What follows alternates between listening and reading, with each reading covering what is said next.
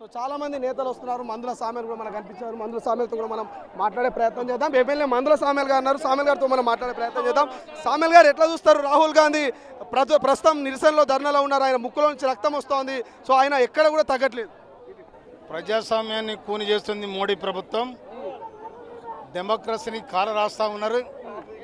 ఇది నా దేశం, నా ప్రజలు, నా విద్యార్థులు నిన్ను గెలిపించి గద్దె మీద కూర్చుండబెడితే నువ్వు ప్రజాస్వామ్యాన్ని కూని చేస్తూ ఇవాళ విద్యార్థుల జీవితాలతో ఆడుకుంటూ అసమర్థత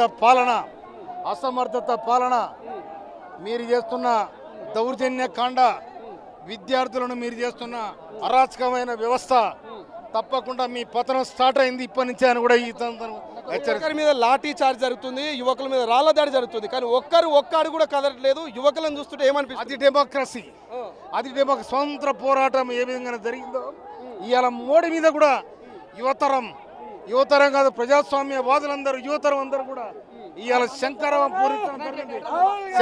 పూరించడం జరిగింది.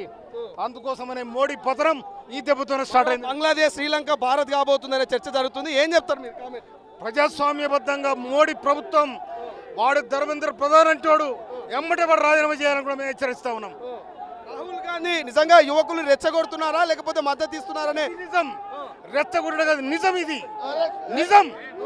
నిజాన్ని కాలరాయాలని మోడీ ప్రభుత్వం చూస్తా ఉంది. మోడీ కాదు, మోడీ తరం కూడా కాదని ఈ సందర్భంగా చెప్తారు. ఇంకోవైపు బీజేపీ రామచంద్రరావు కావచ్చు, వీళ్ళంతా గాంధీ భవన్ ముట్టడిగా వీళ్ళంతా గాంధీ భవన్ ముట్టడి ర్యాలీగా వస్తా ఉన్నారు. పనికిరాడు ఉద్యమాలే వెనక ఉత్తగాడాడు ఉద్యమాలే వెనక ప్రజాస్వామ్యం వెనక అడ్డమాట మాట్లాడుకుంటా వినవా? ప్రజాస్వామ్యాన్ని కొని చేస్తా ఉన్నారు. ఈ దేశానికి ఏం చేశారు? 200 సార్లు 180 సార్లు ఇవాళ పేపర్ లీక్ అయినాయి. ఏం చెప్పారు? లక్షలాది మంది విద్యార్థుల జీవితాన్ని ఆడుకుంటారు. ఈ దేశానికి మోడీ 12 సంవత్సరాలుగా ఏం చేశారు? ఒక్కనాడు విద్య మీద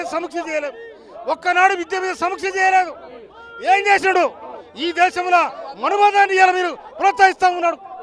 అందుకోసమనే మోడీ ప్రభుత్వం అత్యంతలో ప్రజాస్వామ్యంగా దిగిపోవడానికి యువతరం, కార్మికులు, కర్షకులు, మేధావులు, ప్రజాస్వామ్యవాదులు అందరూ కూడా ఏకమై మోడీ ప్రభుత్వానికి శరమగీతం పాడుతారని హెచ్చరిస్తా ఉన్నారు. సాధ్యమవుతుందా? కాంగ్రెస్ పార్టీ మోడీ ప్రభుత్వానికి గద్దె దించుతుందా? పతనమైంది మోడీ, ప్రధానమైంది రాహుల్ గాంధీ.